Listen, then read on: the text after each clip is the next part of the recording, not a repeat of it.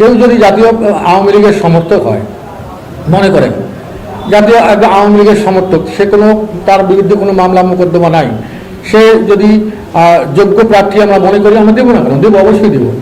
হ্যাঁ, আমাদের candidate ক্রাইসিসকে overcome করার জন্য আমরা অবশ্যই করবো। অনেক অনেক জেলা আছে, হ্যাঁ, যেমন 300 আসনে আমরা প্রার্থী দেবো।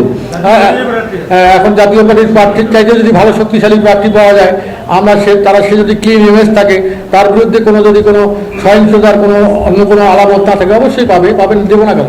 যেমন ধরেন আপনারা ফরিদপুর, গোপালগঞ্জ, অন্যান্য জেলাগুলো আছে যেখানে নিরঙ্কুশ তাদের আওয়ামী লীগের যেখানে সমর্থন আছে, আপনারা জানেন, সেখানে যদি জাতীয় পার্টিকে যোগদান করে কেউ, সে যদি ক্লিন ইমেজের লোক যদি জাতীয় পার্টিতে যোগদান করে, তাহলে তাকে আমরা মনোনয়ন দেবো না কেন? অবশ্যই দেবো। জাতীয় পার্টি কোনো সময় কারো অনুকম্পার পাত্র হয়ে রাজনীতি করে নেই। আমরা এককভাবে রাজনীতি করেছি, হয়তোবা জোট মহাজোট হয়েছে, কিন্তু কারো পেটের ভিতরে গিয়ে জাতীয় পার্টি কোনো সময় রাজনীতি করে নেই।